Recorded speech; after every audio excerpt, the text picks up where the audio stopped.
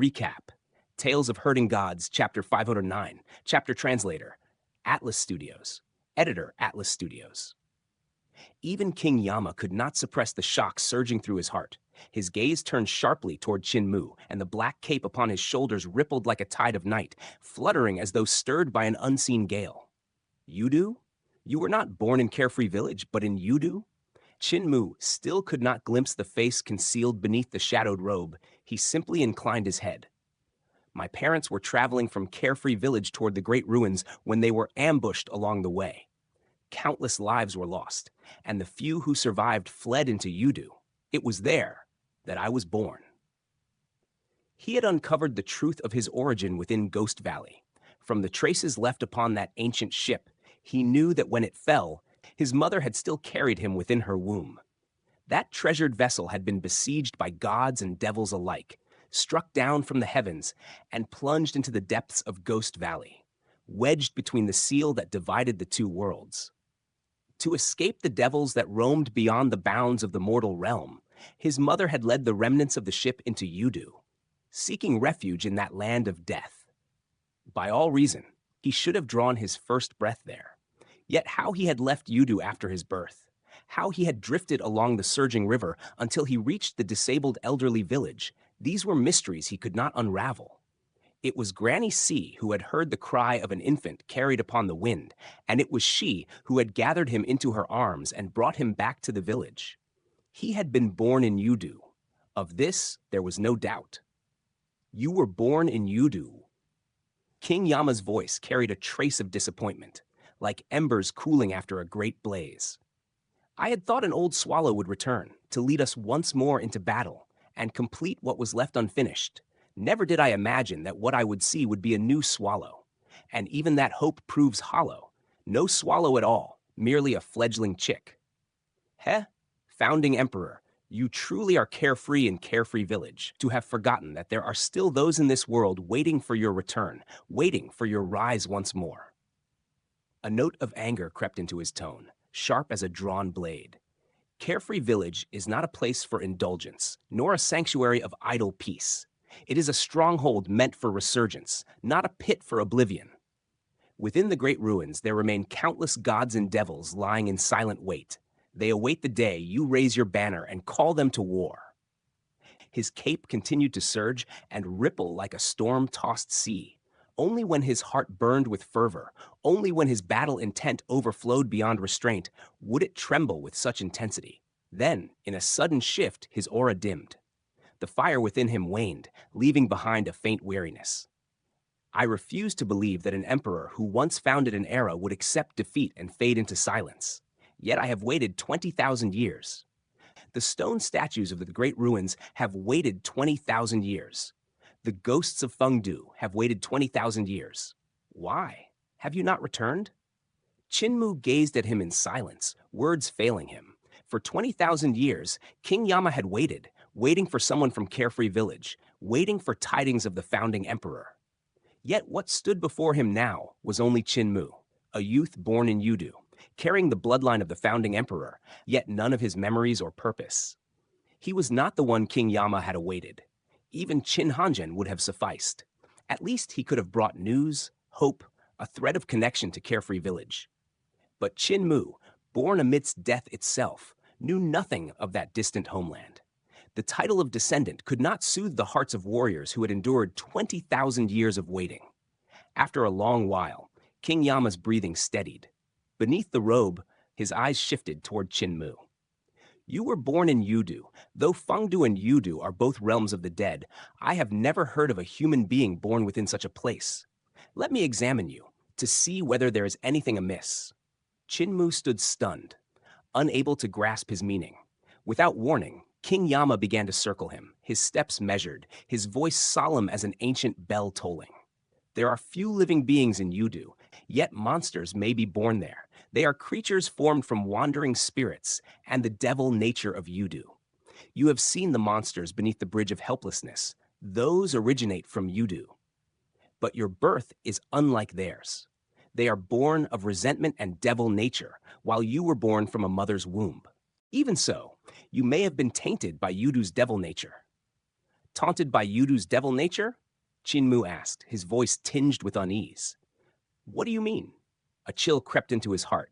He recalled the words of a devil god who had once claimed he was no different, that he, too, bore the nature of a devil. Had that not been a lie? Had it been truth all along? Had such a mark been etched into him from the very moment of his birth? King Yama did not answer immediately. Instead, he reached up and lifted the hood of his black robe, revealing his hidden visage. Before Chinmu could even take in the sight, two eyes appeared, vast, swirling like twin abysses. They pulled at his consciousness, dragging his mind into their depths. Do not fear. I am merely examining your soul to see how it differs from that of a human born in the mortal world. Chinmu felt the world spin violently. It was as if he had been cast into the center of those two eyes. They were blood red, immense beyond reason. Their pupils fixed upon him from both sides as he spun endlessly, unable to find footing, unable to descend or escape. He seemed to fall endlessly into a darkness without bottom.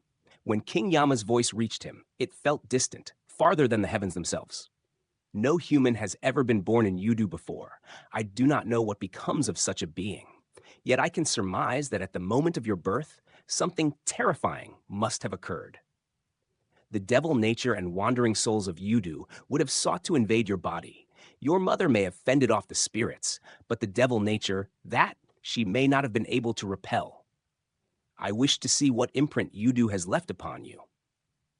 Chinmu struggled to steady his thoughts. At that moment, the jade pendant upon his chest rose of its own accord. A gentle hum resounded as radiant light burst forth, shielding him as though resisting the blood-red gaze. The twin eyes grew larger, their power intensifying. The light of the jade pendant flared brighter in response. Yet in the end, King Yama's gaze overwhelmed it. Chinmu wished to resist, but no strength answered his call. He could only endure as those nightmare-like eyes pried into him, pressing him down. His body felt hollow, as though severed from his soul. It was like drowning, his breath gone, his essence drifting upward, slipping free of flesh. Then, abruptly, the spinning ceased. Whispers arose from the darkness. Countless voices murmured from unseen depths, like devils hidden within the void, speaking in hushed tones. The whispers grew nearer, louder, more chaotic, until they became a cacophony. Voices in countless tongues, crashing against his mind, tearing at his thoughts, splitting his head with unbearable pain. His consciousness frayed, unraveling into disorder. At last, all those voices merged into one. It was the language of Yudu's devils. Silence, Chinmu roared. Yet the words that left his mouth were not human speech. They were the devil tongue of Yudu. In that instant, a terrifying power erupted from his body. Strength surged back into him. He stood between the two blood eyes, solitary and unyielding. Behind him stretched boundless darkness, yet within it a seam tore open. The rift widened. The whispers returned. It grew larger and larger, until light spilled forth. With a resonant hum, a massive eye emerged behind him, rotating slowly from side to side. Its pupil was grotesque, 3 pupils compressed into one, each turning in different directions. From that eye radiated a sinister glow, like black butterflies unfurling at its edges, beautiful, alluring, yet deeply unsettling. Silence! Chinmu clutched his head, shouting in fury. Be quiet! Whoosh! The surrounding space trembled violently, cracking like shattered glass. King Yama stood stunned, staring at the eerie eye behind him. His voice dropped to a whisper. So it is true, you were born in Yudu, and you have been touched by its devil nature. It has always resided within you, suppressed by that jade pendant. By suppressing the pendant, I have released it. Be quiet! Chinmu's voice rang out in flawless devil language. The moment he spoke, the space around them fractured, collapsing under the force of his will. The realm conjured by King Yama's blood eyes shattered completely. Behind him, yet another seam appeared. Another eye on the verge of opening. King Yama's scalp tingled with dread. It felt as though he stood before an ancient beast, one that was about to awaken from its slumber. What terrifying devil nature! I cannot allow you to emerge. He acted without hesitation. The blood eyes withdrew at once. His cape surged outward, expanding to cover heaven and earth, enveloping the entire hall of King Qin. With all his strength, he sought to suppress the devil nature within Chinmu. A voice thick with malice echoed through the hall in fluent Yudu tongue. A mere ghost dares to suppress me? Boom! The hall shook violently. Another thunderous impact followed. Pillars toppled, crashing to the ground. The roof split open, the entire structure quaking as though on the brink of collapse. Then, as suddenly as it had begun, everything fell still. Chin-Mu opened his eyes, confusion clouding his expression. Before him, massive pillars lay broken, as though rended by monstrous claws. Others stood bent and twisted. Pure Yang true fire seeped through the cracks above, licking at the wood, setting it aflame. The hall bore the scars of a fierce battle. Dust and debris fell intermittently from the ceiling. What happened? Chin-Mu murmured, utterly bewildered. Do you truly not know? King Yama's voice emerged from the shadows. Chin-Mu turned swiftly and saw him embedded within the curve of a shattered pillar, as though he had been hurled there by immense force. He froze in shock, then rushed forward to assist, but King Yama waved him off and extricated himself. You truly have no memory of what transpired? Chin-Mu shook his head, completely lost. All he remembered were those eyes, and the endless descent within them. It is perhaps better that you do not know. King Yama exhaled slowly, his voice steady once more. Keep the jade pendant of Carefree Village with you at all times. You must never lose it, no matter the circumstance. Do not lose it. Chin-Mu tucked the pendant back beneath his garments. May I show this jade pendant to others? King Yama's body trembled slightly. His voice turned stern. It would be best if you did not. Chin-Mu smiled faintly. I have removed it and shown it to others many times before. King Yama drew a long breath. Then it is their fortune that they still live. You may leave now. Chishu, escort him out. God Chishu peeked into the hall, his eyes widening at the devastation. He shrank back instinctively. Cultmaster Qin, come with me. Chin-Mu still harbored doubts. As he stepped out, he lowered his voice. What happened just now? I have no idea. Chishu shook his head. It seems some terrifying existence attacked the hall of King Qin. Do not speak. You carry the scent of the living. Also, King Yama's voice echoed from behind them. You can walk within the darkness of the great ruins without suffering harm. When the opportunity arises, you should journey to Yudu. Chin-Mu paused, stunned. He turned and called out, I can enter the darkness of the great ruins? Before an answer could come, a thunderous roar erupted behind them. The hall of King Qin collapsed in an instant, crashing down upon the ruler of Fengdu. Translator, Atlas Studios. Editor, Atlas Studios. Chin-Mu's heart stirred with astonishment. He turned his gaze toward Chishu, yet that divine bird had already tucked his head deep within his feathers, feigning blindness to all beneath heaven. For Chishu, as the trusted aide of King Yama, such composure was no hollow reputation. He stood resolute, refusing to behold King Yama's undignified state. This was the art of survival in the shadows. Had it been others, they would have already plunged into the wreckage, scrambling to rescue their lord. Chin-Mu let out a quiet sigh within his heart. To save King Yama would proclaim loyalty, yet it would also expose the sovereign's unsightly plight, shattering the image of invincible authority. Merit and fault were intertwined like yin and yang, and since none could discern which outweighed the other, the wisest course was to pretend ignorance. Moreover, the collapse of the Great Hall posed no true harm to King Yama. To rush forward would merely be a needless display of devotion. King Yama said that I can walk through the darkness of great ruins and not get hurt. Is this truth or deception? A trace of hesitation stirred within Chin-Mu. The darkness was no trivial matter. It concerned life and death itself. Should those words prove false, a single step into that abyss would mean annihilation. Since childhood, the elders of disabled elderly villages had engraved into his bones the terror of the darkness, never to step within it, no matter the circumstance. Throughout his growth, he had witnessed its horror firsthand, and thus he had never once entertained the notion that the darkness might spare him. Though he had entered the darkness many times, he had always relied upon external protection, divine treasures, or mighty existences akin to gods. Whether it was Shingan's chest, the shielding presence of village chief, or the guardianship of dragon-rearing sovereign, each venture had been safeguarded. To walk into the darkness without such protection, he could not help but feel a lingering fear. Let us depart, Chishu urged, his voice brisk. Once I send you off, I may finally rest. God Chishu, I must first go to where the heavenly saint cult and the human emperors reside to retrieve the dragon Qilin and the chest.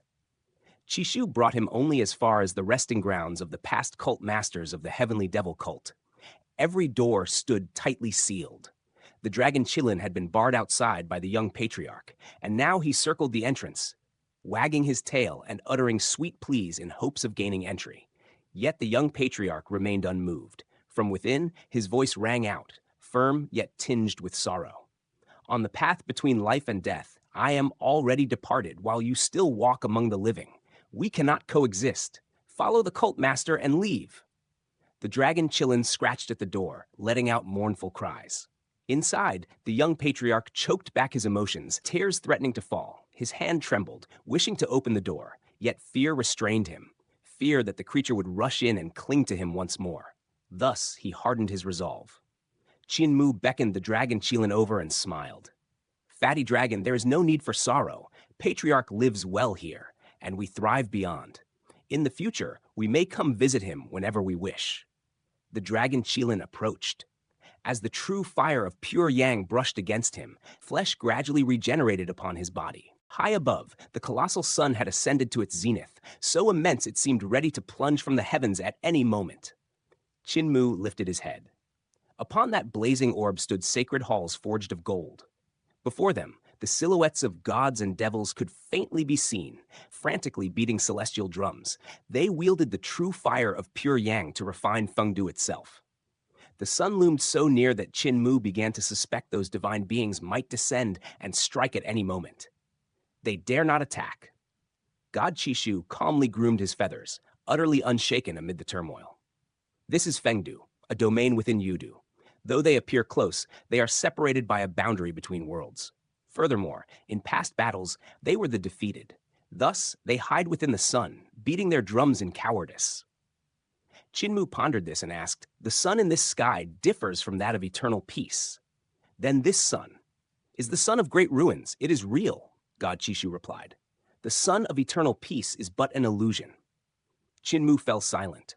The sun before him radiated a terror beyond comprehension. Fortunate indeed that the people of eternal peace lived beneath the facade of sun, moon, and stars. Otherwise, even the emperor himself might descend into madness upon witnessing such a spectacle. Patriarch, do you have money? Qin Mu called through the narrow slit of the door. Entering Fengdu requires Fengdu gold coins. I only had 3 to arrive here, and I need more to take the ferry. The young patriarch slipped several gold coins through the opening. I have only just died, so my wealth is meager. Spend sparingly. Qin Mu acknowledged this before proceeding to knock upon the doors of the other cult masters. Fellow cult masters, if you do not pay, I shall cease your offerings and dismantle your ancestral tablets. You wretched brat, who extorts their own ancestors. It is merely money. Take it. Door after door, Qin Mu collected his due, amassing roughly 200 Fengdu gold coins. Thereafter, he journeyed to the residences of the human emperors and inquired of the strange beasts before the sacred hall of 5 Yang. Has first ancestor returned? The 2 beasts entered the hall and cast the Taudi outside. Old master has yet to return. The Taudi struck the ground, scorched by the true fire of pure yang, with several resounding booms. It reverted to its true form, a massive chest, which obediently followed behind the dragon Qilin.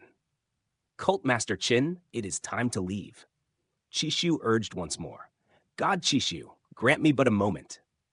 Qin Mu approached the residence of the second ancestor. The door opened slightly, yet the old figure remained within, wary of the searing true fire outside. My sleeves flutter empty in the wind. I possess no wealth. I must go to my teacher's residence to seek sustenance. Qin Mu produced several Fengdu gold coins and smiled.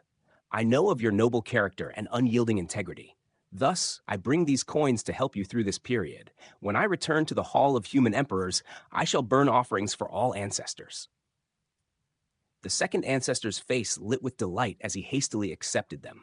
You are far more filial than little Su. He has yet to return, but when he does, we intend to give him a grand surprise.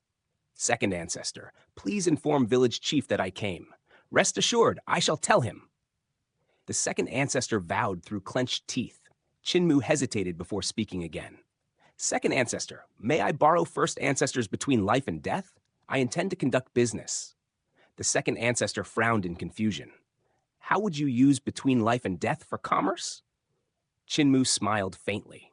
There are countless gods and devils in Fengdu, unable to enter the world of the living. I plan to use Between Life and Death as a bridge for divine arts practitioners to facilitate exchanges. They may pay with gold coins or impart divine arts, paths, and techniques in return for having their wishes fulfilled. This venture could become vast. I intend to carve a road through great ruins and thus require funding. The second ancestor remained perplexed. And where will this wealth originate? Practitioners must pay an entrance fee to use Between Life and Death. From this, I shall reap great profit. At last, realization dawned upon the second ancestor. He chuckled as he scolded. You cunning brat. Qin Mu continued. Between Life and Death connects Fengdu and the world of the living. You may also collect fees here, charging gods and devils alike. In this way, you too shall prosper.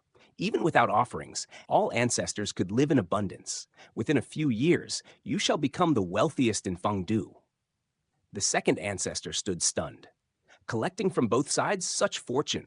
Would others not curse us behind our backs? The bridge lies in our hands. It is the sole path between the realms of life and death. Even if they curse us, they must still walk this road and pay the toll. Without hesitation, the second ancestor braved the blazing true fire and dashed toward the sacred hall of Five Yang. Flames engulfed him, yet he paid them no heed as he retrieved Between Life and Death. The two colossal beasts guarding the hall could not help but twitch their lips. Second Master, this is all the old master possesses. You will bleed him dry sooner or later. The second ancestor laughed. Does my master still see me as an outsider? When I am wealthy, you too shall share in the fortune. Qin Mu received Between Life and Death, a river no more than 3 yards long, within which lay a boat and a bridge. The second ancestor instructed, refine it first. When you perform the rites, I shall sense it. Perform them at night. If done in daylight, you will behold the same scene as now. The gods upon the sun will burn us, and no business can be conducted. Qin Mu nodded and draped the river upon himself. Second ancestor, await my news. The second ancestor suddenly regained clarity. Business is trivial. Do not exhaust yourself. Focus on cultivation. Leave profit-making to others. Qin Mu nodded. I understand. He then presented additional gold coins. Please distribute these among the ancestors for their needs. Human Emperor Qin is truly considerate. Qin Mu took his leave. Qi Shu escorted him to the boundary stone separating the living from the dead. Beyond this point, the true fire of Pure Yang ceases. Simply take the ferry back. Qin Mu expressed his gratitude. As he stepped beyond the boundary, his corporeal body returned to its natural state. He waved farewell as Qi Shu spread his wings and soared away. The dock lay nearby. Qin Mu summoned the lone ferry from the mist-laden sea. The skeletal Taoist Ling Jing guided the vessel, carrying Qin Mu, the dragon Qilin, and the chest across to the opposite shore. Upon arrival, Qin Mu disembarked and offered 3 gold coins as fare. Taoist Ling Jing was startled. They are not human. You need not pay. Qin Mu smiled. Taoist, please accept them. Ling Jing hurriedly took the coins, then probed, Human Emperor Qin has come into fortune? Qin Mu laughed heartily. I am about to become rich, Taoist. Farewell.